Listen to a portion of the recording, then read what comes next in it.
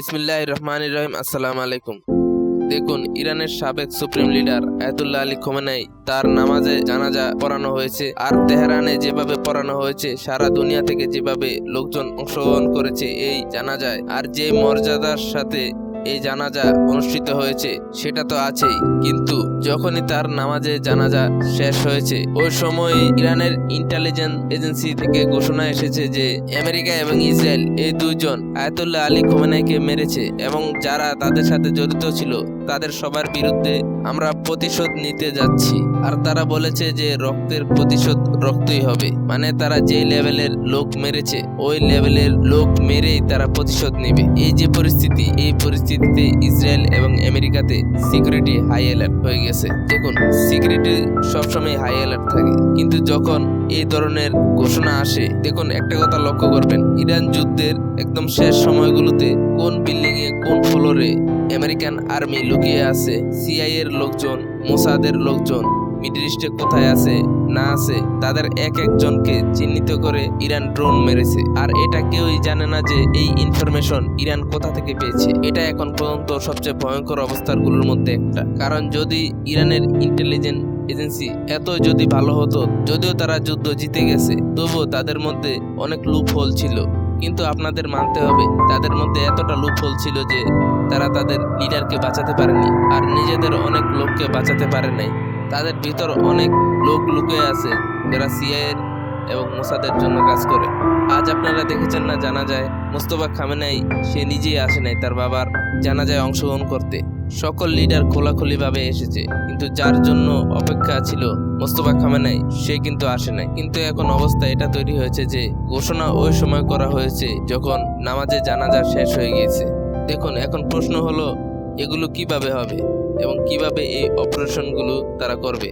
ইরানিরা বলছে যুদ্ধের মেইন অংশ এখনো বাকি আছে, আমরা এই যুদ্ধের বদলে অনেক কিছু নিচ্ছি, কিন্তু আমাদের লিডারের প্রতিশোধ এখনো নেইনি।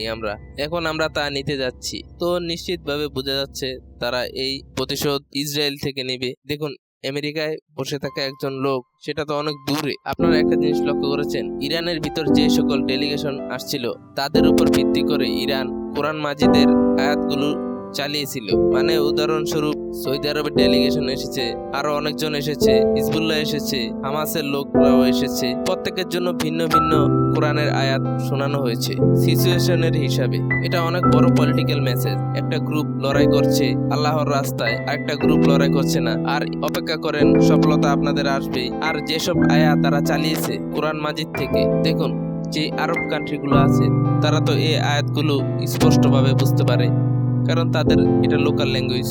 এটা অনেক বড় পলিটিক্যাল মেসেজ ছিল যেটা ইরান দিয়েছে। দেখুন, তারা এখন যুদ্ধের প্রস্তুতি করে নিয়েছে। এখন তাদের সবচেয়ে বেশি দুইটা কাজই করতে হবে। আপনারা জানেন তারা নেতানিয়াহুর ঘরে মিসাইল মেরেছিল, আর চিন্তা করেন ওই সময় ও কিভাবে আন্ডারগ্রাউন্ড গিয়েছিল। আর এখন সিনারিওটা হলো যে আমেরিকার যে বাংকার বাস্টার বম ছিল ওটার কপি ইরান তৈরি করেছে, আর ওটার ভিতরে তারা এডিশনও করেছে। যখন তারা নেতানিয়াহুর উপর স্ট্রাইক করবে তখন নেতানিয়াহু যেখানে থাকুক না কেন সেখানে হিট করবে। আমেরিকান মিসাইল ইরানের হাতে লাগার পর সেই মিসাইলটাকে রিভার্স ইঞ্জিনিয়ারিং করে তার থেকেও বেশি ভয়ঙ্কর জিনিস তারা তৈরি করেছে, যেটা আরো বেশি মাটির ভিতরে গিয়ে পেনিট্রেট করবে, মানে বেশি ভিতর পর্যন্ত যাবে মাটির। এই হলো অবস্থা, যেটা আমেরিকা এবং ইসরায়েলের জন্য অনেক বেশি চ্যালেঞ্জিং হয়ে দাঁড়িয়েছে। আমেরিকার যত টেকনোলজি, যত হাতিয়ার ইরানের হাতে এসেছে তা আগে কখনোই হয়নি। একে তো এই অবস্থা হতে যাচ্ছে, আরেকদিকে ইরানের ইন্টেলিজেন্স এজেন্সি তারা দুইভাবে কাজ করবে। একে তো তাদের কাছে আসছে টাকা পয়সা, তারা তাদের ইন্টেলিজেন্ট নেটওয়ার্ক বাড়ানোর জন্য কাজ করবে। এইবার তারা কিভাবে তাদের ইন্টেলিজেন্ট এজেন্সির নেটওয়ার্ক উন্নতি করবে। মোস্তফা খোমেনি পর্যন্ত কাউকে পৌঁছাতে দেয় না, এরপর তারা কাউকে ইউরেনিয়াম পর্যন্ত পৌঁছাতে দেয় না।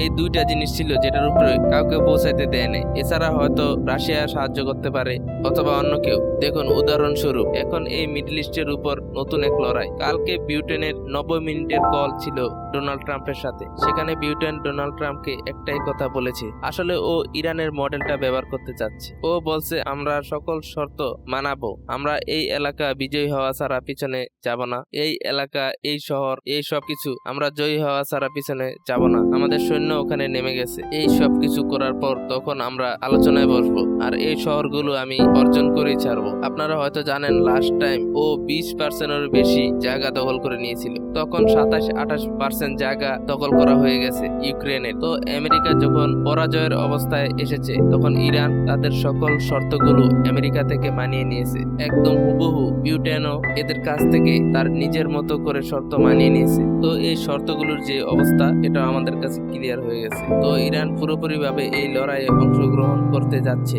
কিন্তু আরেকটা কথা স্পষ্ট যে রাশিয়াও এই যুদ্ধে অংশগ্রহণ করতে যাচ্ছে পুরোপুরি ভাবে। আর সামনে নেটোর মিটিং হতে যাচ্ছে, আর সামনে নেটো কান্ট্রিগুলোর মিটিং হতে যাচ্ছে। এর আগে পুতিন বলে দিয়েছে ট্রাম্পকে যে আপনি যাতে এই লড়াইয়ে অংশগ্রহণ না করেন। আমরা জানি আমাদের এলাকা কিভাবে নিতে হবে, আর আমরা এটাও জানি যে আমাদের সিচুয়েশন গুলো কিভাবে ঠিক করব।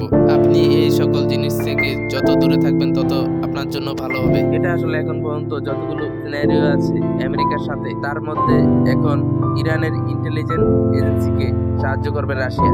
আর এটা অনেক চ্যালেঞ্জিং টাস্ক হবে যে এটা তারা কিভাবে করবে। আর এখন তারা নেতানিয়াহুর থেকে প্রতিশোধ নিতে চাইবে, আর তারা বলছে যে তারা প্রতিশোধ নিবে। আপনারা জানেন যে কিছু বলা যায় না, হতে পারে আমেরিকা থেকেও গোপনে ইরানকে সাহায্য করা হবে। দেখুন অনেক সময় হয় কি নেতানিয়াহু এই যে পুরো রিজনকে যুদ্ধের মধ্যে ঠেলে দিচ্ছে আর আমেরিকার উপরে প্রেসার দিচ্ছে। তো এই সকল অবস্থায় আমেরিকার মধ্যে বসে থাকা ইন্টেলিজেন্স এজেন্সি তারা ইরানকে সাহায্য করতে পারে। হয়তো এই লোকটা এই জায়গায় আছে, আপনারা তাকে টার্গেট করতে পারে, যে কোনো ভাবে টার্গেট করতে পারে। দেখুন আজকের দিনে এরকম টেকনোলজি আছে যে আপনি যদি শুধু ওয়ে পাঠান, সামনে থাকা লোককে আপনি ইজিলি টার্গেট করতে পারবেন যদি আপনার কাছে লোকেশন থাকে তার। দেখুন এই যুদ্ধে আমরা অনেক কিছু ব্যবহার হতে দেখেছি যা আমরা আগে কখনো ব্যবহার হতে দেখি নাই। যেমন আমেরিকার যুদ্ধ বিমান, হেলিকপ্টার হিট করা ছাড়াই নিচে পড়ে যাচ্ছে আর তাদের ড্রোন ক্র্যাশ হয়ে যাচ্ছে। আর এখন ইরানের ইন্টেলিজেন্স এজেন্সি থেকে বলা হয়েছে আমরা জানাজা করিয়ে দিয়েছি আর এখন আমরা প্রতিশোধ নিতে আসছি। দেখুন এখন পর্যন্ত ইরান যতটা কথা বলেছে তার সবগুলোই প্রায় পালন করা হয়েছে। আর এই কথা ইরানও জানে যে আমরা কোন কোন জায়গায় গিয়ে কিভাবে কাজ করতে পারি। আর ইরান এর মধ্যে কতটা সফলতা হবে তা